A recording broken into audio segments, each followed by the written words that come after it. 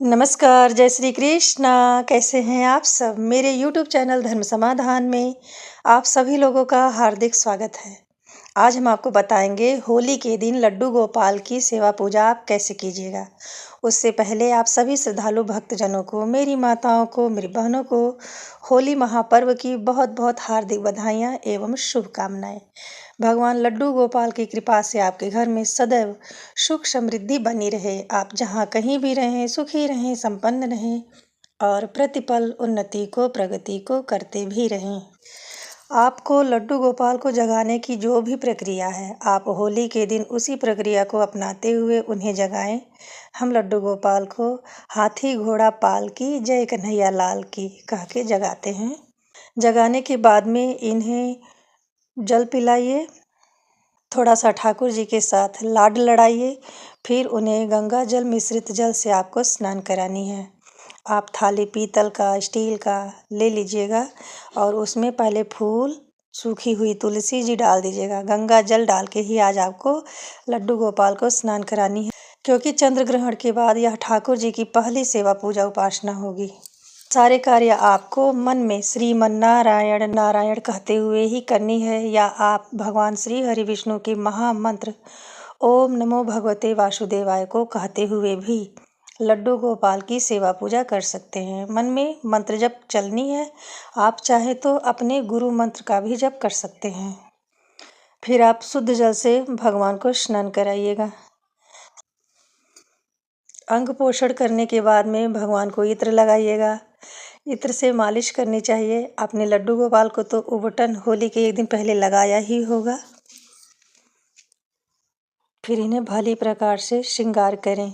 श्रृंगार करते समय भी आपको मन ही मन इनके मंत्रों का ही जप करनी है। आप चाहें तो भगवान को इस दिन नए नए वस्त्र पहना सकते हैं, या पहले के भी वस्त्रों में जो सबसे अधिक सुंदर हो उसको पहनाकर ठाकुर जी की सेवा कीजिएगा। भगवान को होली के दिन प्रयास यही करें कि नए वस्त्र जरूर धारण कराएं। अगर नए वस्त्र नहीं है तो कोई बात नहीं, जो है उसी पे गंगा जल का छिड़काव करके आप उन्हें वस्त्र भेंट कीजिएगा। होली बहुत ही महत्वपूर्ण त्योहारों में से एक है। आप इस दिन लड्डू गोपाल के सम्मुख तुलसी जी की सूखी लकड़ी का भी दिया जला सकते हैं। तुलसी जी की सूखी लकड़ी का दिया जलाने से 1,00,000 दीप दान करने का पुण्य फल प्राप्त होता है।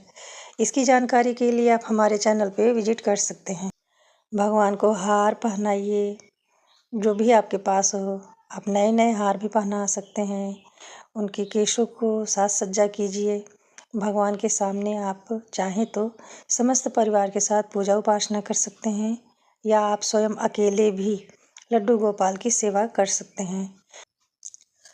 होली इस बार 4 मार्च 2026 दिन बुधवार को ही मनाया जाएगा। वैसे आपके राज्य में, आपके क्षेत्र में जिस भी दिन होली मनाया जाए आप मनाइएगा, और सेवा पूजा लड्डू गोपाल की इसी तरह से ही संपन्न कीजिएगा। फिर धूप दीप को फूलों का आसन देते हुए प्रज्वलित कीजिएगा। भगवान को हमने पहले ही स्नान ध्यान करा दिया है, तिलक लगा दिए हैं, तो अब हम साक्षी दीप प्रज्वलित करेंगे और होली के दिन पूजा करने का संकल्प लेंगे।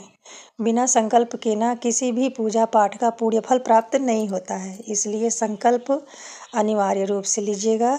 संकल्प में सिर्फ और सिर्फ अपना नाम, गोत्र, स्थान और किसकी पूजा कर रहे हैं वही बोलनी होती है। जैसे एकादशी की कर रहे हैं तो एकादशी बोलनी है, होली के दिन कर रहे हैं होली के दिन, या नित्य कर रहे हैं तो नित्य दिन के वार से भी संकल्प लेते हैं। फिर आप बड़े ही भावपूर्ण भगवान को धूप दीप दिखाएं। जो रात का रखा हुआ जल था, भोग प्रसाद था, इसे परिवार के किसी सदस्य को दे दीजिएगा, ग्रहण कर लेंगे, या आप स्वयं भी सेवन कर सकते हैं। फिर आप भगवान को नया भोग समर्पित कीजिएगा। आप लड्डू गोपाल के भोग प्रसाद में तुलसी जी का पत्ता रखिएगा।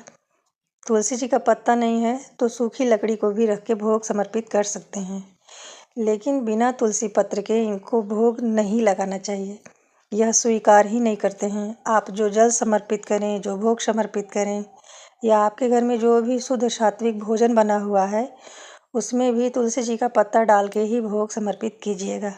आप भोग समर्पित करते समय कह सकते हैं, त्वदीयं वस्तु गोविंदम तुभ्यमेव समर्पये, ग्रहणात् सम्मुखो देव प्रसीद परमेश्वर।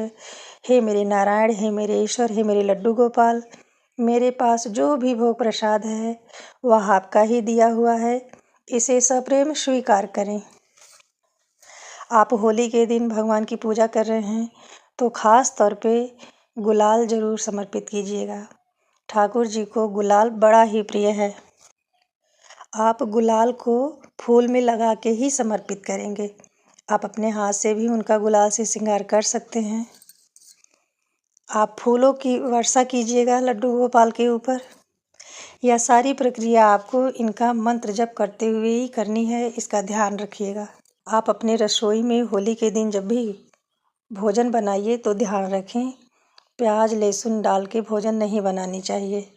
और अगर आपके घर के सदस्य प्याज लहसुन का सेवन करते हैं तो आप किचन की डीप क्लीनिंग करके शुद्ध सात्विक आहार बनाएं, फिर लड्डू गोपाल को भोग लगाइएगा। देखिए प्याज लहसुन। फिर आप मंदिर में समस्त देवी देवताओं के साथ होली की सेवा पूजा उपासना करें, घंटी बजाइए, आरती कीजिए, आरती का गायन करें। आप जो प्रतिदिन आरती करते हैं, जैसे कान्हा जी हैं तो आप कहते ही होंगे आरती कुंज बिहारी की, श्री गिरधर कृष्ण मुरारी की। फिर लास्ट में बोलना चाहिए कर्पूर गौरम करुणावतारम संसार सारम भुजगेंद्र हारम सदा वसंतम हृदयारविंदे भवम भवानी शैतम नमामि। जो भी नियम अपना के आप पूजा उपासना करते हैं उसी तरह से ही करनी है। सिर्फ आपको क्या करना है, लड्डू गोपाल को रंग गुलाल समर्पित करने हैं। मंदिर में उपस्थित सभी देवी देवताओं को आप गुलाल जरूर लगाइएगा। हाथ जोड़कर घर में सुख समृद्धि बनाए रखने के लिए देवों से प्रार्थना कीजिएगा। फिर आप समस्त देवी देवताओं के साथ कपूर से आरती करें। यह आरती ना आपको पूरे घर में दिखानी है ताकि चंद्र ग्रहण के दौरान घर में जो भी नकारात्मक ऊर्जाएं हैं, जो भी नेगेटिविटी है, वह दूर हो जाए। आरती आपने बड़े ही प्रेम से करनी है। पहले आप गणेश जी की आरती कीजिएगा। आप जय गणेश जय गणेश जय गणेश देवा ओम गंग गणपतये नमः बोलते हुए आरती कीजिएगा। आरती शुरू इसी से ही करनी चाहिए। फिर जो भी भोग प्रसाद हैं, जो भी आरती है, पूरे घर में दिखाने के बाद थोड़ा सा जल 3 बार मारें, भगवान को भी आरती दिखाएं और स्वयं भी आरती लीजिएगा।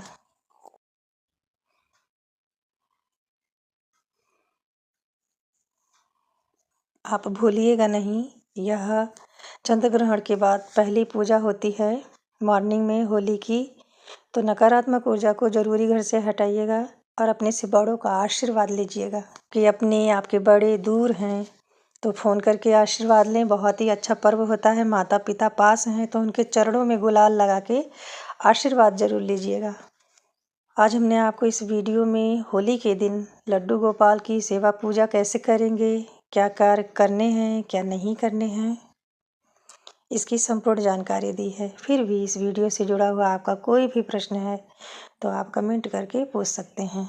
आज हमने आपको जो भी जानकारी दी है वह अपने घर के नियम और शास्त्रों के अनुसार दी है। यदि आप चाहें तो इन नियमों को अपना के अपने घर में सेवा उपासना कर सकते हैं। वीडियो ज़रा सा भी अच्छा लगे तो कमेंट बॉक्स में जय श्री कृष्णा ज़रूर लिखें। मिलते हैं अगले वीडियो में, तब तक के लिए नमस्ते।